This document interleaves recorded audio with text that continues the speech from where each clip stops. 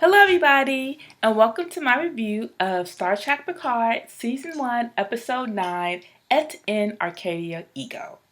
Now, this episode begins with Killer Agnes screaming as the crew engage in some type of super warp drive in order to get to Soji's homeworld because, God forbid, we get a break from this insufferable character for at least one episode. Now, the crew arrive at their destination, and Killer Agnes wants to know why they're not at the starbase because, she's no longer a murderer and she wants to turn herself in for her crimes and do the right thing and all that other kind of stuff. Just then, a Romulan ship shows up and starts to attack them. They defend themselves, and I want to say, during this scene, Rios is smoking a cigar for no reason whatsoever. A cigar, by the way, that he could choke on or whatever, while the ship is moving and they're in the midst of battle. But anyway, that is what it is. Anyway, they managed to disable the ship, and the person who's on the ship is gravely injured. Picard wants to help them, but Soji doesn't.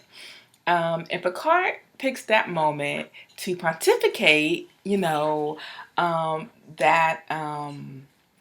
this is the wrong way of thinking. Now, I'm convinced that the writers and the showrunners are convinced that if they have Picard give these random do the right thing speeches, that the audience will just accept anything else that they do for the most part, because they'll say, whew, well, you know what? At least Picard is still pretty much Picard. All right. And we're just supposed to be happy with that. For some people it may work, for some people it doesn't. For me, it's just a situation though, right? Depending on what else happens in the episode. So then the board queue shows up, and before anything can happen, some big giant flower-like ships or situations or whatever, I don't know, comes from the planet and then basically reaches out to all of the ships and pulls the ships down to the planet. All right. So the crew find themselves, they've landed safely, but Picard seems disoriented. They take him to sickbay where they let Killer Agnes, instead of, the vanity doctor, work on him for the sole purpose so that we could see how sad she is that when she finds out that the man that she barely knows is dying, right? Because, of course, we have to have, her perspective, on what's going on, right? So, anyway, to his credit, I think because Picard understands that he can't trust Killer Agnes to keep a secret, or, maybe he's just tired of keeping the secret himself. He tells the crew that he's dying, all right? But he demands that they don't treat him any differently. And we do get to see how sad this makes Rafi. But, makes sense because, Rafi is the person who actually knows him and who actually has a relationship with him, so that's good. Anyhow, the crew, they go planet side, and, I hate to keep harping on the obvious ridiculousness of how everybody is treating Killer Agnes, but not only do they let her come along and, see the location of the synths, who just a couple of days ago she had sworn to help destroy, but they also give her a weapon that she could potentially turn around and use against them anytime, if she was, still a spy, which they're not sure she's not because the only thing that they have is her word, right? That she's reformed. Okay. So the crew sees the board cube, and while Soji is kind of glad, that the cube is down and doesn't really think anything of it, Rios and Picard are worried about Eleanor and Hugh. All right. And while Rafi thinks that it's doubtful that they're still alive, Picard, has hope. Get it? Hope. Hope still exists, y'all. Why are y'all complaining about all the darkness, okay? This is still a show about hope, all right? All right, so they make their way to the board cube, and Can I say that I'm really loving the visuals of the planet? It like really feels like you're on a different world. It really feels like you're on another planet, and it's just really stunning to look at. So kudos for that. Um, so the crew is reunited with Eleanor and Seven of Nine. And Eleanor hugs him, which is kind of cute because from last week he hugged Seven of Nine, so that's his thing. Okay, so I want to say that I wasn't a huge fan of Voyager. And as a result, I wasn't a big Seven of Nine fan. But she really is kicking ass in this season of Picard. This is coming from somebody who wasn't, again, invested in the Seven of Nine character. So I don't know how her long-term fans feel. But to me, I'm loving her characterization. And she has actually been the best part of this series to me. Um, Anyway, Picard finds out that Hugh is dead, and he's allowed a second to mourn him, which, I wasn't sure that was going to happen. So that's nice to see. Meanwhile, Rafi and Rios are able to use the Borg cube to see kind of what's going on in space. And they can see that there are hundreds of Romulan warbirds coming at them, and they'll be there like in a matter of a couple of days. So their situation is dire. They're on their way to Sith land, but Eleanor stays behind. And in a very kind of touching scene, it almost seems like he's saying goodbye both to Eleanor and Seven of Nine. Again, because Eleanor knows that he's ill, and he's really not sure he's going to see him again. I want to say that I feel like Eleanor, in my opinion, okay, has been a very underutilized character. It's like they don't really seem to know what to do with them. They're like, wouldn't it be cool if we sort of had this warrior Romulan like going with Picard? And then they don't really do anything with that. Like, he's barely been in any scenes with Picard, any scenes with the crew. He's been separated, from the cast most of the time. And actually, I'm wondering sort of what was the purpose of his character at all. He has fantastic chemistry with Seven of Nine, though. And if they were going to do sort of a Ferris Ranger spinoff, I think that would be sort of a fantastic odd couple. Both warriors, coming from different perspectives, both orphans, one super emotional, one, super sort of, logical. I think that would be great, but I don't know what it is that they're planning on doing, but that would actually be something that I'd watch. They'd have a winner with that. Okay, so anyway, they finally get to Synthville, and I am Synthland, and I am thrilled to see, okay, that they don't all look like Soji. Because that was like my biggest fear, that we were going to get there and we were going to see like just a bunch of like synths that look like Soji and like the other dude, Lotus Flower, or whatever the other boy synth name that came onto the ship, that got killed with Papa Captain. Anyway, they all look different except for Sudra, who looks exactly like Soji, and who I will be referring to from now on as not Soji, okay? And she looks just like Soji and Dodge, except she is Data's color, and she has yellow eyes, all right? And so the Sis live in this paradise, and among them are, dun dun dun, Dr. Noonien Soon's never before mentioned son, played by Brent Spiner. So again, he gets a proper sort of guest starring role in this. He's been on this planet apparently for reasons that are never clear. Creating these scents for reasons that we really don't know. But, they've had, apparently quite a happy life while they've all been there. Right?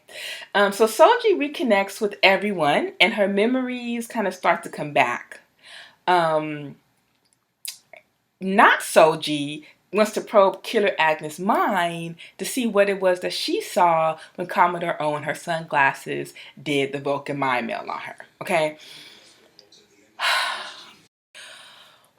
All right, so this is probably just me, okay? But I'm really starting to feel like I'm being gaslighted by the writers, okay?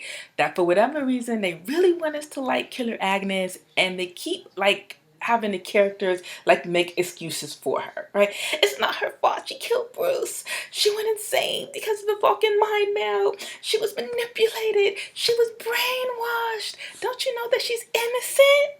All right. As a matter of fact, I wouldn't be surprised if in the next episode we were told that it really wasn't her that killed Bruce Maddox, okay? But somehow Commodore O and her sunglasses took control of her mind and her body. And they were the real killers, not Agnes, okay? Like, I don't get it, all right? Anyway, not Soji attempts to do the meld on her. And of course, Rios jumps up, okay? Because again, all right, he's worried about how the mind meld will affect Killer Agnes. But you know, Killer Agnes, the heroine that she is, she agrees to do it, even though, you know, it might like drive her mad or upset her again, because that's just the kind of person that she is. All right. You know, it looks to me like they're setting up again. They're setting up this get out of free jail card for Agnes. You know, because they have you know, every single character basically telling us that she's sorry, that it's not really her fault, you know. And I'm not saying, okay, that I think that a possible redemption arc for her couldn't have been a good story, but redemption is earned, okay? It had been one thing if she had confessed and she had been shunned by the characters and they weren't really sure how to treat her, and she had like all these awkward moments where everybody was doubting her and different things like that. But the way that they have the characters just getting over it, it's almost like they expect the audience just to get over it as well, you know? And I can tell you, like, I don't appreciate that, you know? There's nothing that she has done to make me feel like she deserves to be a part of that crew, and that she shouldn't be held accountable for what she's done, okay? And you know, she could save, okay, the scent single-handedly. And I still like wouldn't buy it, because everything about it, about this and about forgiving her and about her redemption just seems forced. Okay. Okay, so now let's talk about not Soji, okay? So from the minute we see her, her hair, her dress, her mannerisms, she's clearly a bad guy. All right? But she's actually one of the bad guys that they've created that I actually like, you know? And it's really interesting to me because I'm trying to figure out why it is that every character that Issa Bronze plays, you know, from Dodge to Not Soji to the little character drawing in Riaz's journal, is more interested in Soji. Like, and so that makes me think it's not the actor, it's just the character that for whatever reason is not working for me. You know, she's just not working for me. But, you know, I see that the actress has range, and given the right material, she could be interesting. So hopefully in season 2, you know, some of that will kind of manifest itself, all right? Then there's this scene with Killer Agnes and Rios, okay? Now, again, okay, these are not the soulmates that we are looking for, okay? They are not Kirk and Spock. They're not Will and Deanna. They are not O'Brien and Bashir. They are not Colbert and Stamer. Hell, they're not even Worf and Troy, who I hated. Stop trying to make them happen. Okay? Like, there's no amount of soft light or soft music that's going to create a chemical reaction where it's just not there. We are not invested in their love story. We don't care. Again, these people just met 2 weeks ago. Like, just stop. Just stop. Please. All right? Okay. However, where there is chemistry is with Rafi and Picard. And one of the missed opportunities of this show is that I don't think that they have explored their dynamic enough. Hopefully we'll see that in season 2. But there's this incredibly great scene, where Rafi, who is still, affected by finding out that Picard is dying, tells Picard that she loves him. Okay, and she desperately, desperately wants him to say that he loves her back. And for a brief moment, it doesn't seem like he's going to.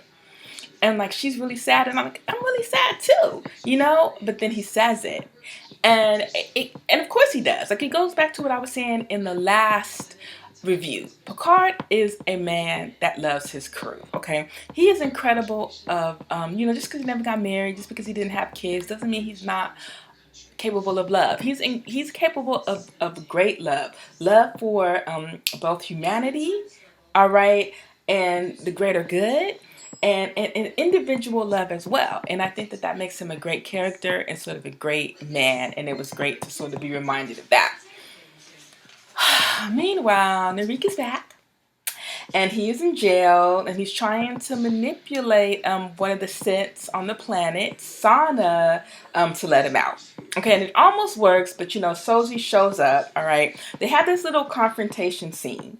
And I will say, okay, to his credit, okay, he stays true to his character, okay? At first he tries to manipulate her, and then when he sees that doesn't work, he just drops all the pretenses, and he's just basically like, you know what? Yes, I did all these things, but I do love you. But even though I do love you, I'm still going to see you dead, dead, dead. All right? Now, if only, Killer Agnes had that same energy, then maybe, just maybe, all right, I might be able to be behind her a little bit. Or at least not dislike her so much. Speaking of Killer Agnes, she is walking around the grounds and she runs into Dr. Soon Jr., okay, who admonishes her for killing Bruce Maddox, okay? And he's talking to her like she stole like some money or like some cookies like from the cookie jar. Like again, it's like the writers are saying the characters are okay with Killer Agnes, so you should be too, all right? Then he asks Killer Agnes to help him with this experiment that he's doing.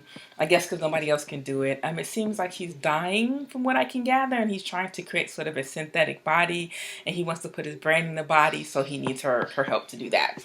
Okay, meanwhile, not Soji is trying to convince Soji that they need to go all Magneto on the organics, okay? And that they need to destroy them.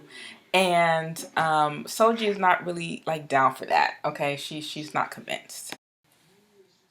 Now comes the part that I knew was coming. Okay, but I hoped against hope that it wouldn't. It's been obvious for some time that they want to redeem Narek. I guess because he's hot. Like I don't know. I don't see it, but whatever. And so not Soji comes to see him. And at first you think she's going to kill him, which, would have been totally all right with me. But instead, she kills Sana and she frames him for it, all right? Giving the sense the push that they need to declare war on any organics that they think want to harm them, all right?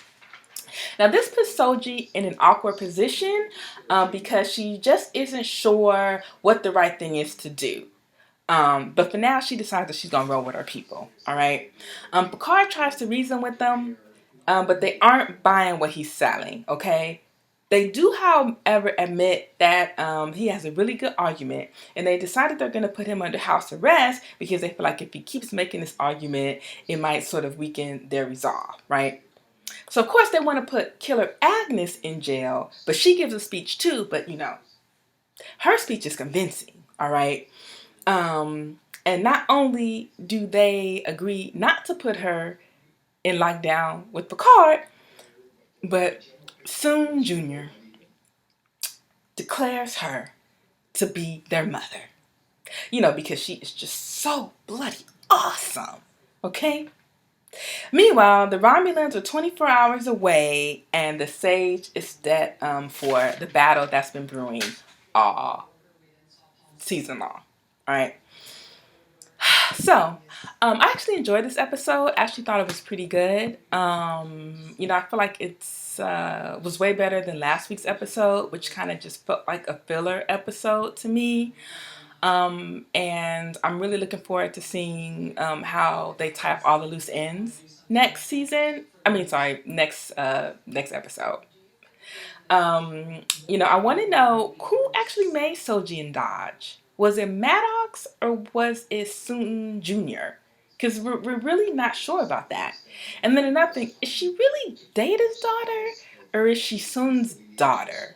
Right? I need like more clarification on that and how she was made, right? And how there was an essence or a neuron of Data. Because I'm really confused about that. All right, and speaking of like Soon Jr., like what is his story? Like, how did he end up on that planet? Why is it that he never came back to try to see Data? Why is it that he didn't work with the Federation to try to create more Datas before the ban? Because I'm sure that that's something that they would have welcomed with open arms.